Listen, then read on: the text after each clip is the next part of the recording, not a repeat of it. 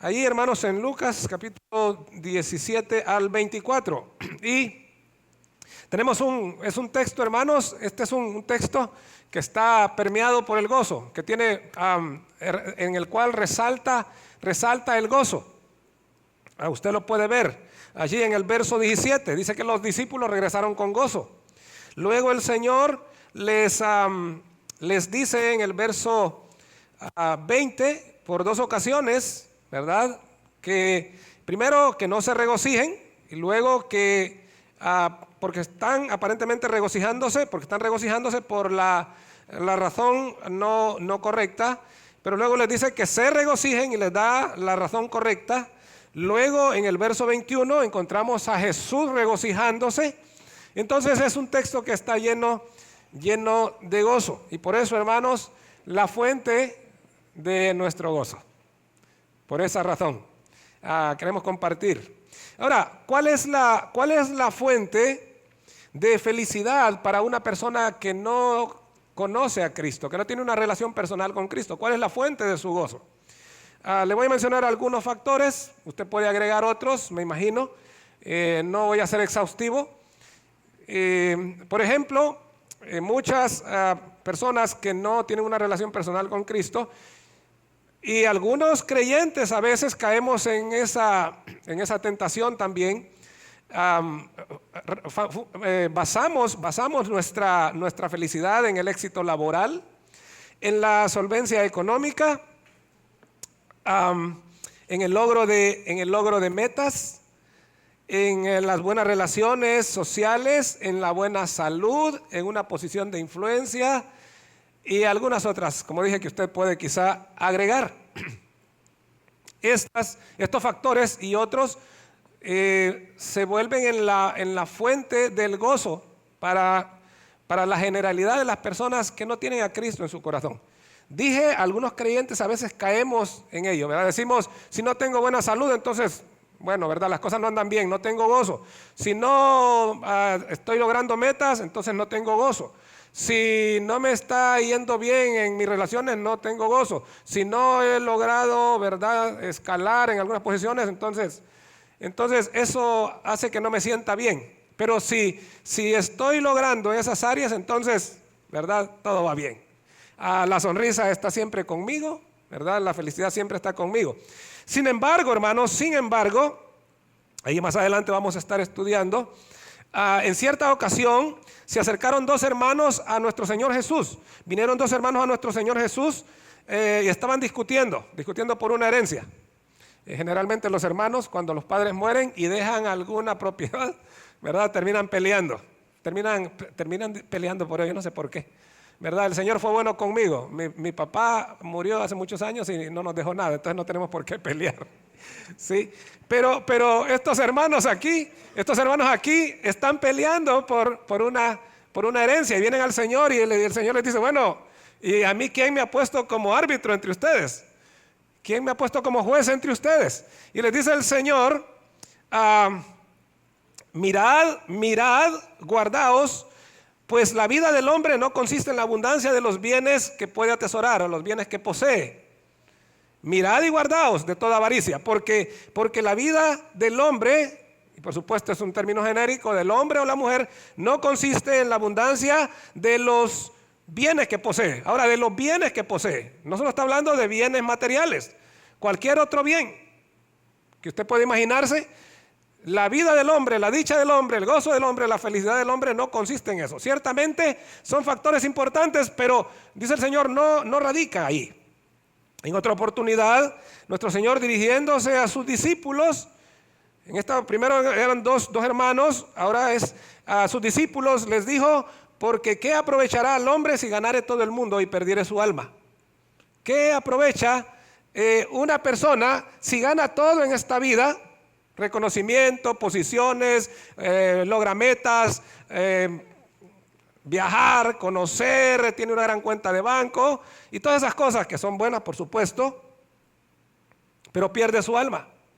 Hermanos, dice el Señor, no ha ganado nada en esta vida. Es decir, esas cosas son buenas, hermano, pero cuando están en su lugar correcto, cuando usted tiene rendida su vida a Cristo, cuando su vida está rendida a Cristo y por añadidura el Señor le bendice con esas cosas, mis hermanos, tenemos muchos hombres en la Biblia que fueron muy bendecidos en ese aspecto. Tenemos a Abraham, a David, pero eran hombres que sabían el lugar que ocupaban los bienes con los cuales el Señor les había bendecido. Hace un momento leíamos con Josué, allí en Eclesiastés capítulo 2, y quiero sacar un extracto de todo ese párrafo. Y es que, hermanos, creo que si hay una persona que vivió en carne propia, que experimentó esta verdad a nivel personal, esa persona fue el rey Salomón, el hombre más sabio que ha existido. Ahora, versos 9, 10 y 11, Josué nos leía desde el 1 hasta el 11. Yo solo voy a sintetizar los versos 9 y 11 de Eclesiastés capítulo 2. Ahí Salomón testifica lo siguiente. Vea, y voy a usar una versión más contemporánea, si escucha que es un poquito diferente. Entonces dice Salomón ahí: me volví muy rico y famoso. ¿Le suena esa frase? ¿Sí? Hoy la gente en las televisiones, en los diarios, en el internet, ¿verdad? Eso suena mucho, rico y famoso. Muchos quieren ser ricos y famosos. Ahora, Salomón ya fue, ¿verdad? Hace 1000, 2000, 3000 años atrás, ¿verdad? Ya fue famoso. Me volví, eso no es nuevo. Me volví muy rico y famoso, dice Salomón. Vea, más que cualquiera en Jerusalén antes de mí. No me privé de nada que deseara, ni me negué ningún placer. Pero cuando consideré todo lo que había logrado con el fruto de mis esfuerzos, me di cuenta que nada tenía sentido y que uno no gana nada con lo que hace debajo del sol, es decir, en esta vida. Ahora, seguramente usted me dirá, ¿verdad?, que lo anterior es extremista. Ese hombre es un extremista. Que todas estas cosas en este mundo, ¿verdad?, tienen un valor, y por supuesto. Pero hermanos, lo que estamos haciendo, lo que este hombre está haciendo, es comparando, mis hermanos, las cosas de este mundo o las cosas temporales, contrastando las cosas temporales de este mundo con las cosas eternas. Es lo que el Señor está diciendo. El Señor no está diciendo que las cosas, ¿verdad?, que el dinero no sirve para nada, que todas esas, no. Lo que el Señor está diciendo es que eso es un asunto que es temporal, que hay algo que sí trasciende, y es en lo que usted y yo debemos afianzar nuestra vida. A eso es que se refiere el Señor cuando dice: ¿de qué le sirve a una persona que gane todo en este mundo y pierda su alma? Hermanos, qué triste. Personas, ¿verdad?, que son millonarias y luego se mueren y se van y terminan en la eternidad separados de Dios en un tormento eterno, aunque tuvieron todo en esta vida. No entendieron que esas cosas debían ser sus servidores, sus siervos, y ellos ser siervos de Dios. Ese es el orden. Ahora, hermanos, en nuestro texto tenemos a los 70. ¿Quiénes son estos 70? Aprendíamos con nuestro pastor Sergio la semana pasada, el verso 1. Ahí en el verso 1 del capítulo 10 el Señor designó a otros 70. ¿Por qué dice otros 70? Porque ya había establecido a 12. Ahí en el capítulo 9 había establecido a 12, ¿verdad?, para enviarlos a predicar, a los que les delegó autoridad y poder sobre toda fuerza del enemigo. Ahora, aquí está designando a otros 70 que van a hacer una labor parecida. Los está enviando por las diferentes aldeas y pueblos para ir a preparar, ¿verdad?, su llegada, por donde Él va a andar. Los manda a predicar. Ahora, han pasado, no sabemos, ¿verdad?, Lucas no dice, quizá 3, 4 semanas, no sabemos cuánto tiempo, y están de regreso.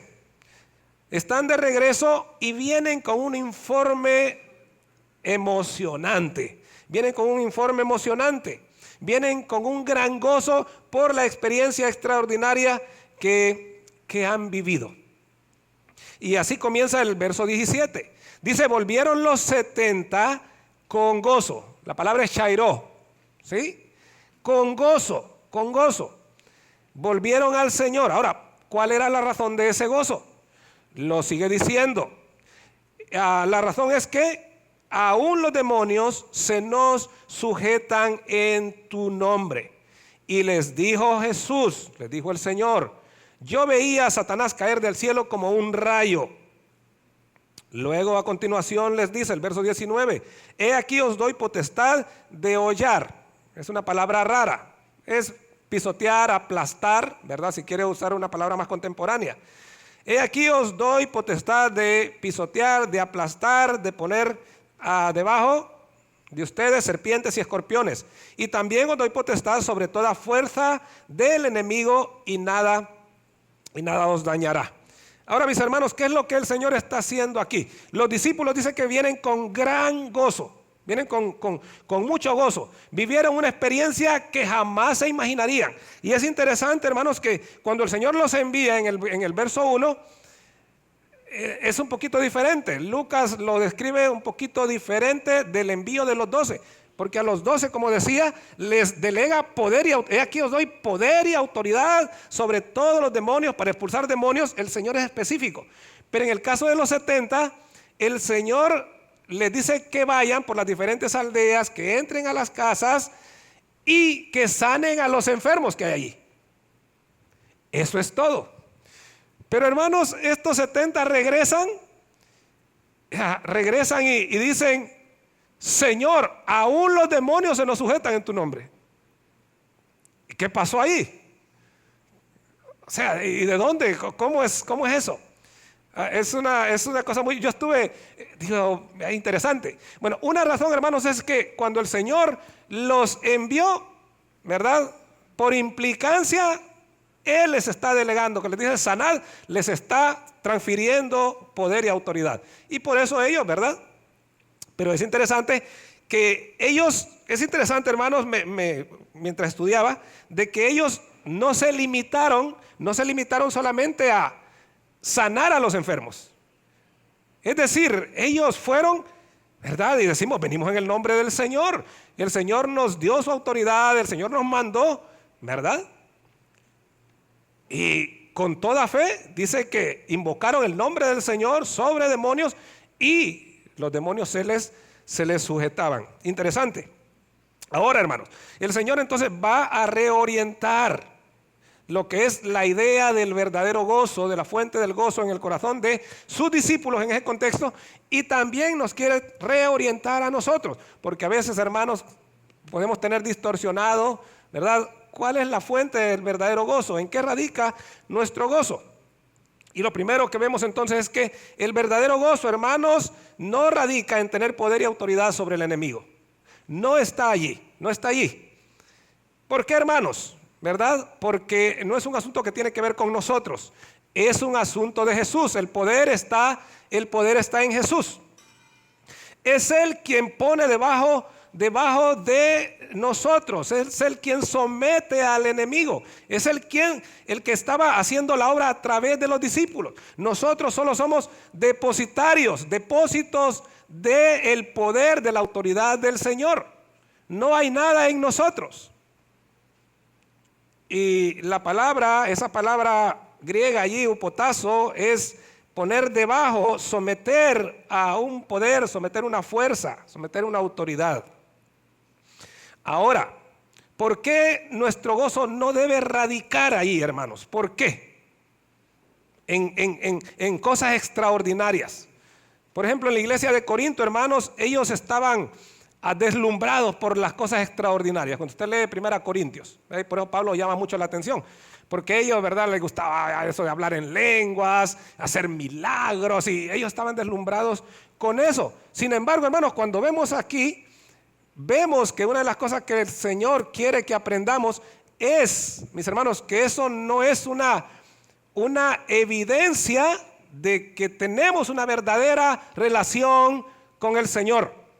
Una verdadera relación con el Señor. Una experiencia extraordinaria como la que ellos tuvieron, ¿verdad?, no garantiza, hermanos, una genuina relación con el Señor. Por ejemplo, note ahí, Judas, el traidor, aquel que metía la mano en la bolsa de los fondos y se robaba el dinero, él participó de ese poder. Él estaba entre los 12 cuando fueron enviados, mis hermanos, a expulsar demonios, a sanar y todo lo que el Señor les había delegado. Judas estaba ahí. Ahora le pregunto, ¿dónde terminó Judas? ¿Dónde terminó Judas? Usted sabe dónde terminó Judas. Judas, dice Pedro en Hechos capítulo 1, se fue a su propio lugar. ¿Cuál es el propio lugar? Bueno, se fue al infierno. Allá se fue, a su propio lugar. Estaba destinado. Y hermanos, y es triste porque la carta a los hebreos dice que gustaron el poder del siglo venidero, los poderes del siglo venidero. Y es triste, hermano, cuántas personas gustan de los poderes, de las bendiciones, de las glorias del siglo venidero y aún así cierran su corazón contra el Señor, prefieren seguir su vida sin tomar en cuenta al Señor. Judas, hermanos, ninguno de nosotros vamos a tener la experiencia de Judas. Estuvo con el Señor, se le transfirió el poder del Señor, expulsó demonios, tenía autoridad y aún así decidió no rendir su vida a Jesús. Cuidado, hermano, cuidado, amigo, cuidado que usted esté en esa situación. Por favor, escriba Mateo 7, 22 y 23. Mateo 7, 22, 23. En ese pasaje encontramos a un grupo de personas que argumenta delante del Señor que han manifestado dicho poder. Mateo 7, 22 y 23, en el 21 el Señor les dice: no todo el que me dice Señor, Señor entrará en el reino de mi Padre, sino el que hace la voluntad de mi Padre. No todo el que me dice Señor, Señor entrará en el reino de los cielos, sino el que hace la voluntad de mi Padre que está en los cielos. Y el verso 22, entonces, dicen estas personas: pero Señor, en tu nombre hicimos muchos milagros, en tu nombre profetizamos, en tu nombre expulsamos demonios. Ahí están, hermanos. Entonces está garantizado que ellos tienen una relación con el Señor, está garantizado que ellos ya están adentro del cielo. No, hermano. El verso 23 dice: entonces Jesús les dijo, y me encantó unas palabras que usó Héctor por ahí, algo pavoroso. Y entonces el Señor les dijo: yo no los conozco a ustedes. Apártense de mí, hacedores de maldad. ¿Puede ver, hermano? Entonces, mis hermanos, manifestar dicho poder, ser depositario o participar de cosas extraordinarias, no es una garantía de que usted o alguien o yo tengamos una relación real, verdadera con el Señor. Mis hermanos, algo que los primeros discípulos, el Señor quería asegurarse, algo que los primeros discípulos y también nosotros debemos tener siempre presente, es que el éxito de la misión, así como el sometimiento del enemigo, reside en Jesús, en su nombre, en su poder, no en nosotros. El día que usted y yo nos apartamos del Señor, el día que usted y yo nos separamos por un instante del Señor, en ese día somos derribados. Usted y yo no podemos hacer nada, hermanos. Por favor, escriba Hechos 3:16, 4:10 y 16:18. Hechos 3:16, 4:10 y 16:18. En el Hechos 3 y 4 se nos habla de aquel hombre que había estado paralítico a la entrada del templo de la Hermosa. Ahí había estado por años. Pero llegaron Pedro y Juan y entonces él les pidió dinero y dijeron: no tenemos oro ni plata, lo que tenemos te damos, le dijeron Pedro y Juan. En el nombre de Jesucristo, levántate y anda. Y en el instante aquel hombre se le afirmaron los pies, los tobillos, y entró al templo saltando, alabando al Señor, glorificando al Señor. Y entonces las autoridades dijeron: ¿cómo ha sido posible esto? Y Pedro dijo: ¿saben cómo ha sido posible esto? Cristo Jesús, en el nombre de Cristo Jesús. Este hombre está en vuestra presencia sano. Es el nombre de Cristo Jesús, mis hermanos. Entonces debemos recordar que todo radica en el poder de Jesús.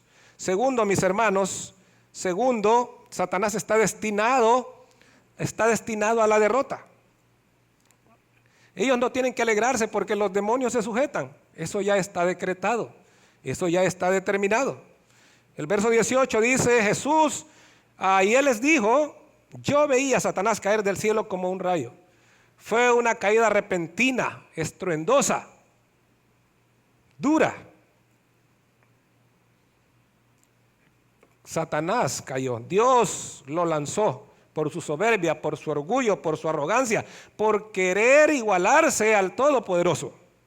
Usted puede leer eso allá en Isaías capítulo 14, versos 11 al 15 y también en Ezequiel 28 del 14 al 17. El verbo caer allí, cuando el Señor dice yo vi a Satanás caer, yo veía a Satanás caer, se refiere a alguien que cae de rodillas, rendido, postrarse, pero también significa caer en ruina. Satanás, una vez que se rebeló contra el Padre, que se llenó de orgullo, Dios lo lanzó. Desde ese momento que Satanás cayó en ruina. Cayó en ruina. Entonces, cuando el Señor dice aquí, yo veía a Satanás caer, nos está diciendo que él había sido testigo de la caída de Satanás en el pasado.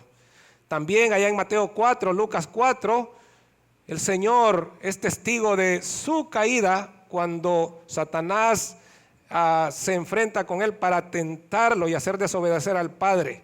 Pero vemos cómo Satanás sale avergonzado después que el Señor por 3 veces lo repele con la palabra del Señor.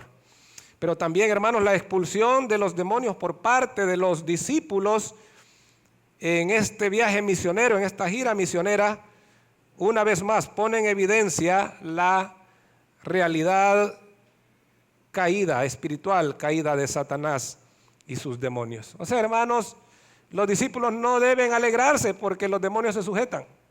Primero, no hay poder en ellos. Segundo, está decretado que Satanás, ¿verdad?, ya cayó en ruina desde que el Señor lo lanzó. Él y sus demonios ya cayeron en ruinas.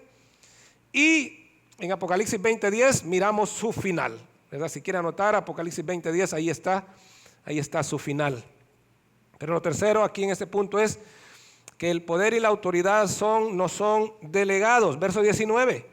He aquí os doy potestad de hollar serpientes y escorpiones y sobre toda fuerza del enemigo y nada os dañará. He aquí os doy. He aquí también otras versiones usan el verbo mirad. He aquí o mirad. Es un verbo, mis hermanos, que también podemos traducirlo como saber con certeza, o tener presente, o tener la seguridad de ello. O sea, el Señor les dice, ustedes deben saber, deben tener presente, deben tener la seguridad en todo tiempo que son depositarios de mi poder. Yo he transferido mi poder a ustedes. ¿Para qué? Para hollar serpientes y escorpiones. Eso de hollar, ¿verdad? Podemos pensar que viene de ollas, pero no. Hollar aquí es pisotear, aplastar, poner debajo del pie. Eso es lo que significa este verbo. Eso es hollar. Cuando el Señor dice, mirad, o he aquí os he dado poder para hollar serpientes y escorpiones, está refiriéndose a pisotear, aplastar o poner debajo, ¿verdad?, al enemigo. Ese era el poder que el Señor había delegado en sus discípulos. La serpiente y los escorpiones pues lo hacen referencia a las fuerzas demoníacas. ¿Cuál es la característica de las serpientes y los escorpiones? Usted ya lo sabe. Por eso, ¿verdad?, a ninguno de nosotros nos gusta ser picados por un escorpión, por ejemplo, ¿verdad? Aunque pues aquí no son tan ponzoñosos, ¿verdad? Pero a nadie, va a poner la mano un escorpión ahí, ¿verdad? Voy a agarrarlo con la mano. Nadie hace eso. Nadie. Buscamos algo, bueno, por lo general agarramos un palo, ¿verdad?, y lo aplastamos al pobre escorpión, aunque no nos vaya a hacer nada, pobrecito. ¿Sí? Pero una serpiente, ¿qué con una serpiente? Hasta las culebritas que no son dañinas, ¿verdad? Hasta las culebritas que son, que comen gusanitos y cosas como esas, ¿verdad? Nos dan miedo. ¿Sí? Bueno, yo no sé si usted es como yo, pero nos dan miedo. No queremos acercarnos. Entonces, pero el Señor dice aquí que ha dado a sus discípulos poder sobre las serpientes y escorpiones, o sea, sobre toda fuerza del enemigo. Entonces la característica de los serpientes y los escorpiones es infligir daño, envenenar a su víctima y matar a su víctima. Si pues hoy con el avance de la ciencia, si se apresura, ¿verdad?, una persona que ha sido mordida por una víbora o por un escorpión, es posible que se salve. Pero si no hay atención médica, ¿verdad? Entonces, porque esa es la finalidad. Igual el enemigo. El enemigo, ¿verdad? Satanás y sus demonios, su finalidad es envenenar nuestras mentes, es envenenar el corazón del ser humano, poner odio, poner resentimiento, poner amargura en nosotros, poner envidia, celos, a poner desconfianza en el matrimonio. ¿Cuántos matrimonios destruidos? ¿Cuántas familias destruidas? ¿Y cuántos otros medios que el enemigo, estos serpientes y escorpiones, utilizan para envenenar nuestras mentes? El adulterio, la fornicación, la pornografía y tantas cosas, mis hermanos. Juan 10:10 dice que el ladrón, Satanás, el jefe de todos estos demonios, dice, no viene sino para robar, matar y destruir. Pero yo he venido para que tengan vida y para que la tengan en abundancia, dijo el Señor. Entonces, esa es la característica. Ahora, hermanos, ¿por qué un creyente es dañado por estos enemigos? ¿Por qué un creyente es dañado? Bueno, creo que es dañado porque descuida su comunión con el Señor, su relación con el Señor. Cuando un verdadero hijo de Dios, ¿verdad?, es tentado, la tentación no es pecado, hermanos, el pecado es caer, es ceder a la tentación.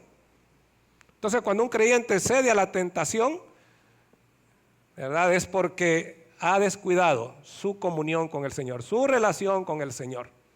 Por eso es imperativo entonces permanecer, dice Juan capítulo 15, permanecer afianzados, adheridos a nuestro Señor. Lo segundo, hermanos, que aprendemos ahí en el verso 20, primero que el verdadero gozo, mis hermanos, no radica en experiencias sobrenaturales. Hoy tenemos iglesias que su énfasis es en cosas sobrenaturales, ¿verdad? Quizá usted ha escuchado creyentes, ¿verdad?, vecinos, amigos, conocidos, ¿verdad?, que vienen de la iglesia y, siervo, varón, ¿cómo estuvo? No, hoy no estuvo, ¿verdad? Porque tal vez no vieron algo extraordinario, supuestamente extraordinario, ¿verdad? Pero hermano, el Señor dice, no, el verdadero gozo no radica en manifestaciones extraordinarias, ¿verdad?, en cosas como las que vemos en algunas iglesias, que muchas de ellas no son ciertas, ¿verdad?, son puras manipulaciones. Pero el Señor dice, no radican en ello, no radica. Hermanos, el verdadero gozo, dice el Señor, radica en que le dijo a sus discípulos, regocíjense, alégrense, complázcanse, es lo que significa el verbo ese, en que sus nombres están escritos en los cielos. Y esto, hermanos, es nada más que, para decirlo en nuestro lenguaje más sencillo, es una alusión a la obra de salvación efectuada por el Señor. A eso se está refiriendo el Señor cuando dice que alégrate si tu nombre está escrito en los cielos. Está diciendo, alégrate porque eres un hijo de Dios, alégrate porque eres un miembro de la familia de Dios, alégrate porque eres parte del pueblo de Dios, alégrate porque eres linaje escogido, real sacerdocio, nación santa, pueblo adquirido por Dios. 1 Pedro 2:9. Alégrate por eso, dice el Señor.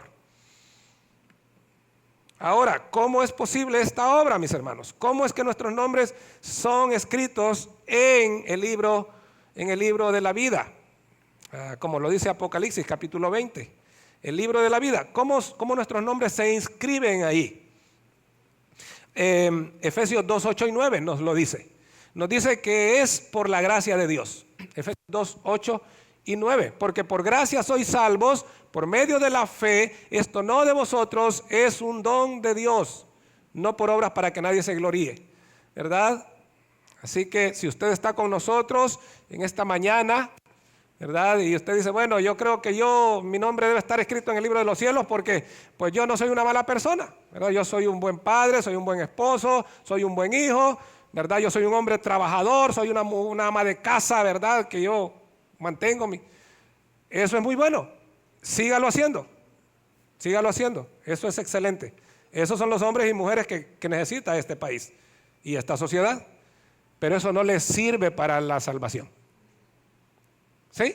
Eso no les sirve para la salvación.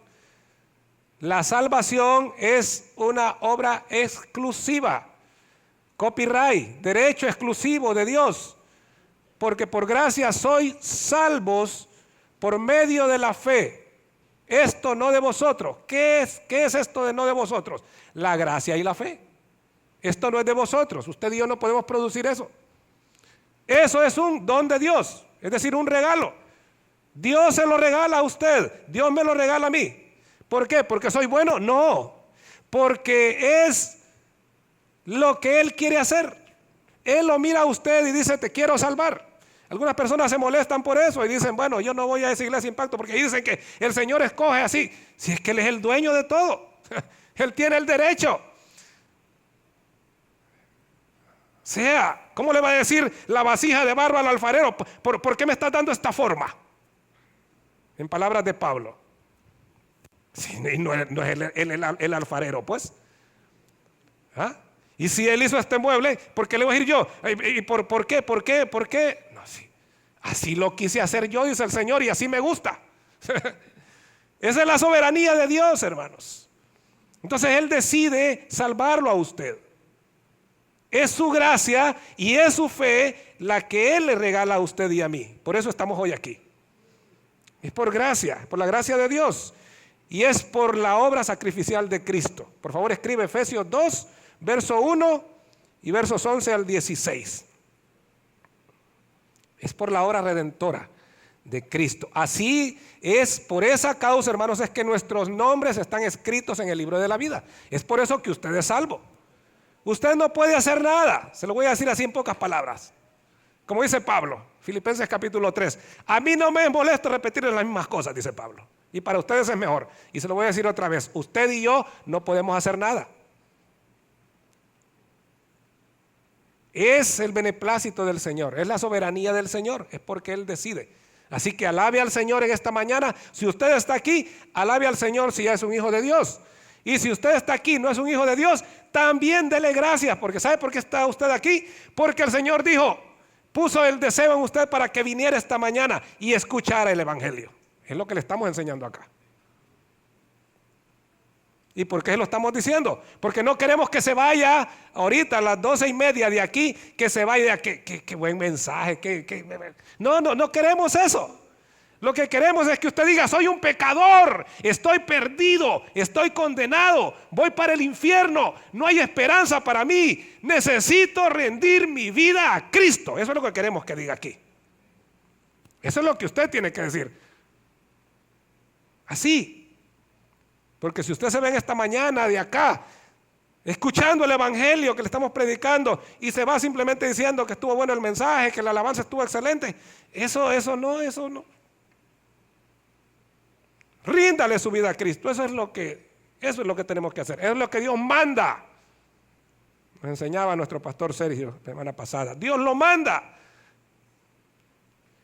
Entonces, mis hermanos, debemos cuidarnos de perder el enfoque de la misión y la fuente del verdadero gozo en nuestra vida. Debemos tener cuidado, hermano. Ay, que yo mire una luz, que yo escuché una voz, no, hermano, esas cosas.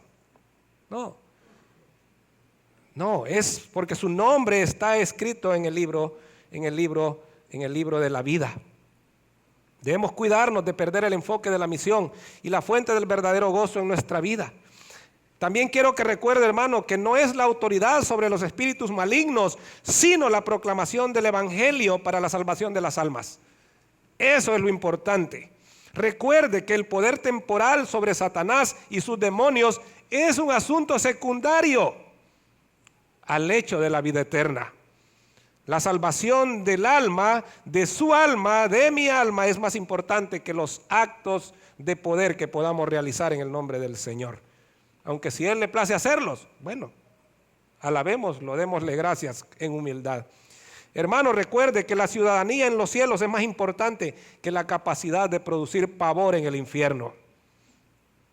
Recuerde que la expulsión de los demonios cesa cuando termina la vida en la tierra, pero su relación y mi relación con el Señor es eterna. Jamás termina. Si usted se va sin Cristo de esta tierra, ya no hay más. No, que vamos a hacer un novenario, que vamos a hacer un 40 días, que vamos a hacer un... Olvídese, eso no existe. Eso alguien se lo inventó en la era medieval. Eso no existe. Dice Pablo, ausente de mi cuerpo y presente al Señor. O sea, cuando usted y yo salimos de aquí, no vamos a ningún punto intermedio. Usted va de aquí, o va para el Señor o va para otro lado. Así que recuerde que la base del gozo del siervo de Cristo no son los logros, sino la certeza de una relación personal con Él. Mis hermanos, ¿dónde no radica nuestro gozo? ¿Dónde sí radica nuestro gozo? Y lo tercero, dijimos que era un pasaje de gozo, el gozo de Jesús. El gran gozo de Jesús, no solo el gozo, el gran gozo de Jesús. Podemos confundirnos, hermanos, porque el Señor le habla a sus discípulos de no se regocijen de esto, pero regocíjense por esto, que ellos volvieron con gozo, y ahora el Señor dice que en aquella hora se regocijó. Entonces podemos pensar que está hablando de lo mismo, pero la palabra es diferente. Le dije que cuando el Señor habla a los discípulos, la palabra es chairó.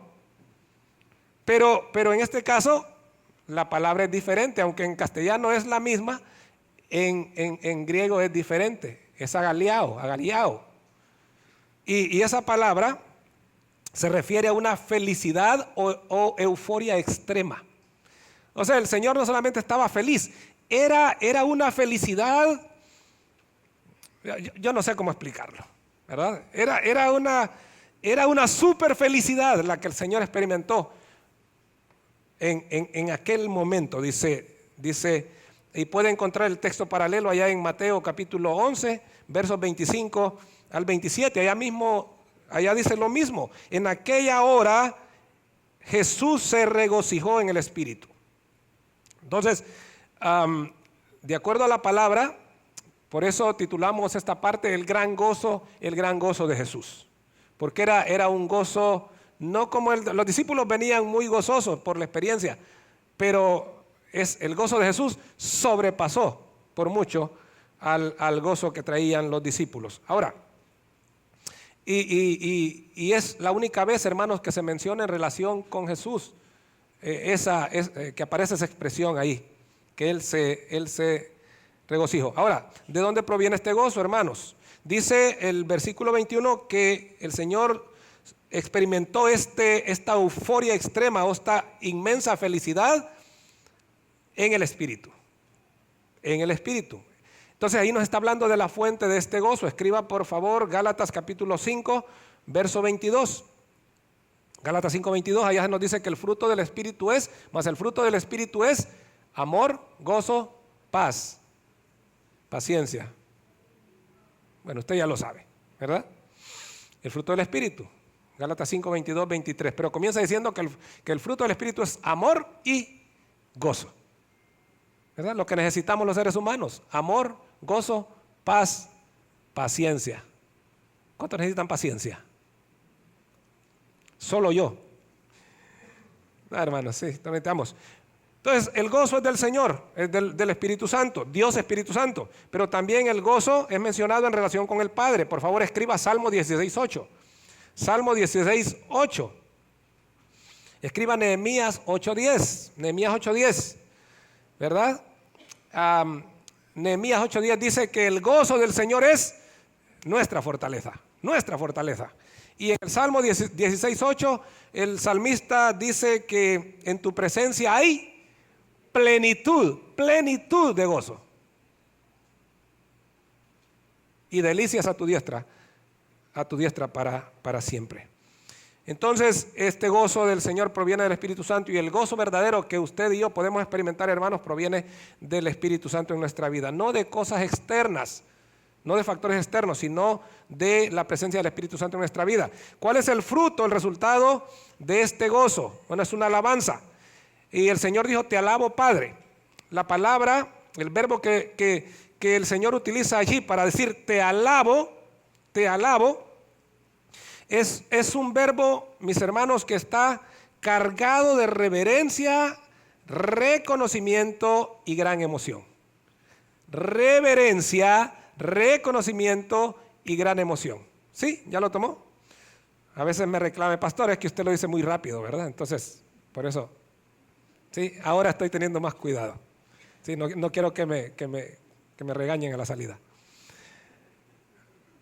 Un verbo fuertemente cargado de reverencia, reconocimiento y gran emoción. Literalmente, hermanos, este verbo exomologueo, significa confesar, reconocer, agradecer y alabar.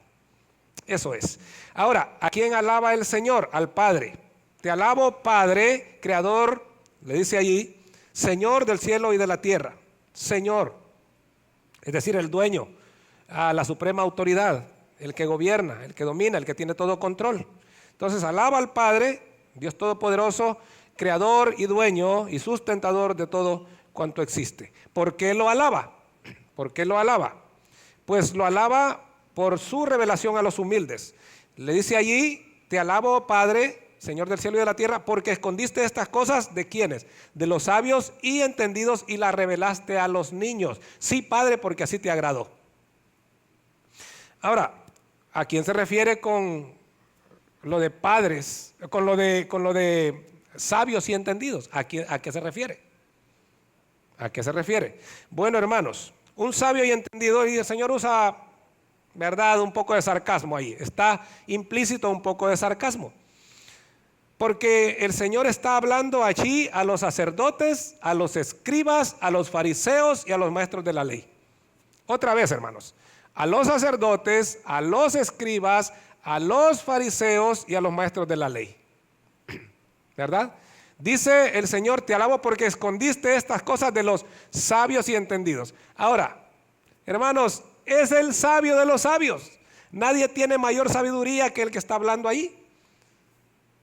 Pero está dirigiéndose a los sacerdotes, escribas, fariseos y maestros de la ley como sabios y entendidos. Hay una nota de sarcasmo ahí. Y la palabra básicamente significa, hermanos, alguien instruido, alguien experimentado, alguien que es hábil. Eso significa sabio y entendido. Se refiere a una persona con capacidad de entender el significado o importancia de algo. Persona con capacidad de entender el significado o la importancia de algo. El Señor está hablando a los religiosos de su tiempo. Ahora, lo contrasta con los niños. Las ocultaste de los sabios y entendidos, ¿verdad? ¿Por qué? Porque ellos creen que no necesitan. ¿Qué puede enseñarnos un carpintero nacido en Nazaret, ese pueblucho? ¿Verdad? ¿Qué puede enseñarnos a nosotros, verdad? Que hemos estudiado aquí, ¿verdad? En la academia, aquí en Jerusalén. Ese era el espíritu de estos religiosos del tiempo de Jesús. Ahora dice el Señor que el Padre ocultó estas cosas de ellos y las reveló a los niños. ¿Quiénes son los niños, hermano? Pues la palabra allí se refiere a un niño de pecho, a un bebé que no habla. De eso estaba. Dice el Señor: las escondiste de aquellos que son hábiles, preparados, instruidos, ¿verdad?, capaces de entender la importancia de algo. Las escondiste de ellos, pero las revelaste a aquellos que que no saben hablar todavía. Es el Señor, maravilloso el Señor, hermanos. Un bebé, alguien que no habla. Entonces, el Señor se refiere, cuando dice que el Padre le reveló a los niños, está hablando de aquellos que no tienen confianza en sí mismos, como el bebé que no quiere separarse de su madre porque sabe que allí tiene todo lo que necesita. Ahí tiene calor, tiene ternura, tiene alimento, tiene cuidado, ¿verdad? Ahí está, por eso no se quiere apartar, por eso llora cuando lo separan de su madre. Ahora, son aquellos que no tienen confianza en sí mismos, sino que están conscientes de su completa dependencia del poder y la misericordia del Padre Celestial. Escriba Mateo 5:3. Mateo 5:3, allá el Señor dice: bienaventurados los pobres en espíritu, porque de ellos es el reino de los cielos. Los pobres.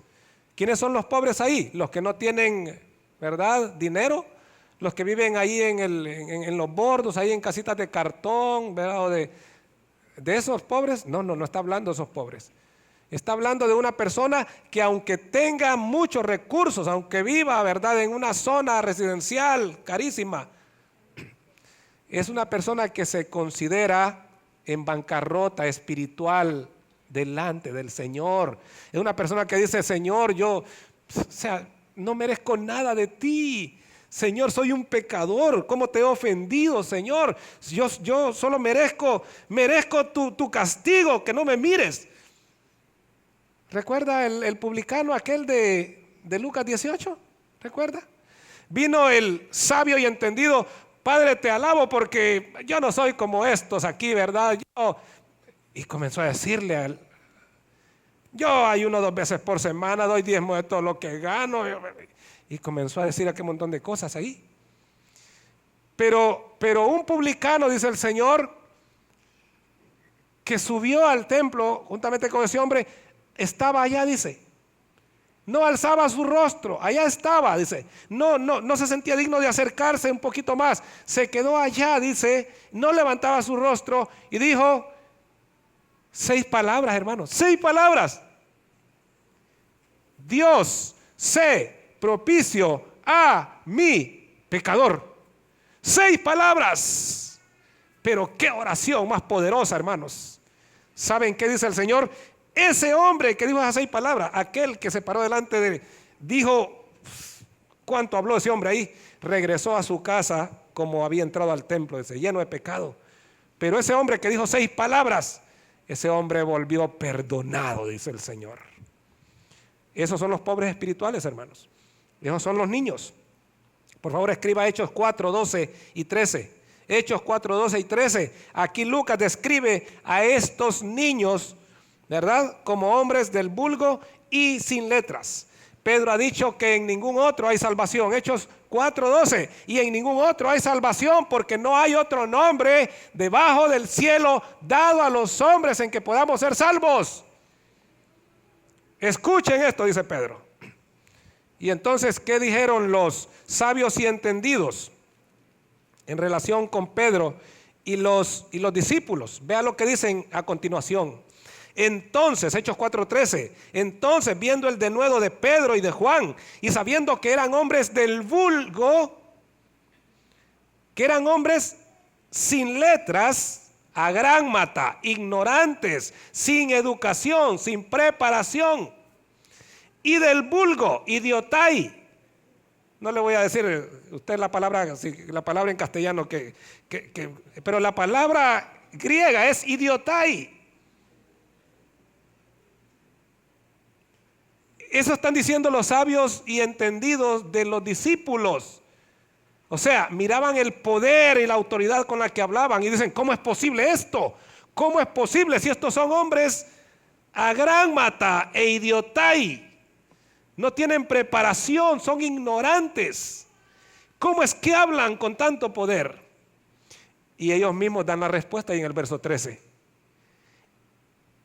Se maravillaban, dice, y le reconocían que habían estado con Jesús. Es que ahí está, hermanos. Es Jesús en usted, es Jesús en mí, es Jesús en nosotros, hermanos. No, si Pedro y Juan eran simples pescadores, hermanos. rústicos pescadores. Pero una cosa es cuando usted y yo vamos solos a enfrentar las cosas, y otra cosa es cuando Cristo Jesús va con nosotros. El poderoso gigante está conmigo, decía el salmista. Mis hermanos, y alaba al Señor por su comunión con el Padre. Esta comunión pone a su disposición todo el poder y los recursos del cielo para el Señor. Esta comunión con el Padre le autoriza o le habilita o capacita para ser el único y suficiente mediador de salvación. Y esta comunión con el Padre le capacita para proveer todo lo que sus siervos necesitan para cumplir el mandato. Por último, hermanos, el Señor llama aparte a sus discípulos en privado y les dice que ellos tienen un gran privilegio. Un gran privilegio.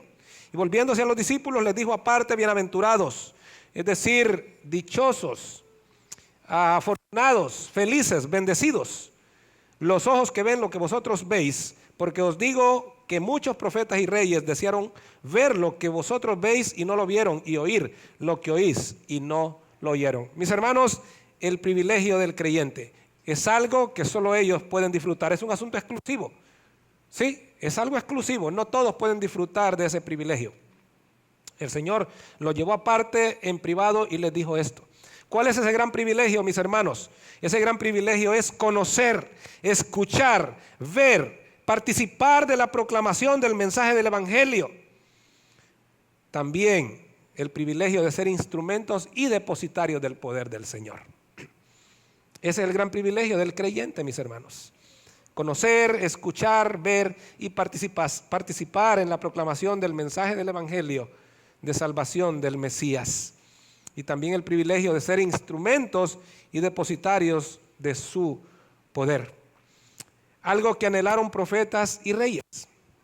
Y es que, hermanos, ninguno de los profetas o reyes del Antiguo Testamento que visualizaron al Señor en el futuro, mientras aún vivían, pudieron mirar al Cristo encarnado. Ninguno escuchó sus palabras, ninguno fue testigo de sus milagros. Por favor, escriba Hebreos capítulo 11, versos 13, 39 y 40. Hebreos capítulo 11, versos 13, 39 y 40. Y primera de Pedro 1, 10 al 12. Y termino con esto. Dice aquí el verso 13. Conforme a la fe murieron todos estos, profetas y reyes del Antiguo Testamento, sin haber recibido lo prometido, sino mirándolo de lejos y creyéndolo y saludándolo y confesando que eran extranjeros y peregrinos sobre la tierra. Mis hermanos, es un privilegio que ellos desearon tener, pero no lo tuvieron. Ahora, mi hermano, nuestro invitado querido, usted tiene esa bendición en este día. Usted tiene ese privilegio en este día. Escuchar el mensaje del Evangelio de salvación. ¿Sabe? Pero a veces escuchamos y decimos para nosotros mismos: bueno, lo voy a pensar. Voy a ver más adelante, después, otro día. Ahora yo le pregunto: ¿tiene usted certeza de que va a estar mañana, la otra semana, el otro mes? ¿Sabe? Los seres humanos no tenemos certeza ni de lo que va a pasar en los próximos 60 segundos. No en esta tarde, no en esta noche, no mañana, no en esta semana, no en este mes. Usted y yo no tenemos la certeza de lo que va a pasar en los próximos 60 segundos, porque no somos dueños de nada. Dios determina lo que va a ocurrir. Ahora, ¿por qué va a postergar usted esa decisión tan importante? Como lo dije, ríndale su vida a Cristo. Los profetas y reyes del Antiguo Testamento quisieron tener esta bendición, este privilegio, no lo tuvieron. Usted lo tiene en este día. Venga a Cristo Jesús. Ábrale su corazón, ríndase a Él. Padre nuestro, gracias por tu palabra en esta mañana. Agradecemos, Señor, que nos hayas fortalecido y agradecemos que nos hayas usado como tus instrumentos, Señor, para entregar tu mensaje en esta mañana. Rogamos, Señor, por tu pueblo para que tu Espíritu Santo nos ayude a atesorar en nuestro corazón, Señor, lo que tú nos has dicho. Y rogamos por nuestros invitados preciosos de esta mañana, Señor, que están con nosotros, o que quizá ya días están viniendo, Señor, y están aquí con nosotros, pero han venido postergando el rendir sus vidas a ti. Hoy les hemos hecho saber, Señor, que sus vidas, ellos no son dueños de sus vidas, Señor, como nosotros no somos dueños de nuestra vida, sino que tú eres el dueño de todo, aún de nuestra vida, y no sabemos qué es lo que tú tienes para nosotros. Por eso, Señor, es que debemos rendir nuestros corazones. Como dice el apóstol Pablo, hoy, he aquí ahora el día aceptable, he aquí ahora el día de salvación. Señor, ayúdanos a rendir nuestras vidas. Anima a aquellos que aún no han rendido sus vidas a rendirle en esta mañana. Te lo rogamos, Señor, en el nombre de Cristo Jesús, nuestro Señor y nuestro Salvador. Amén.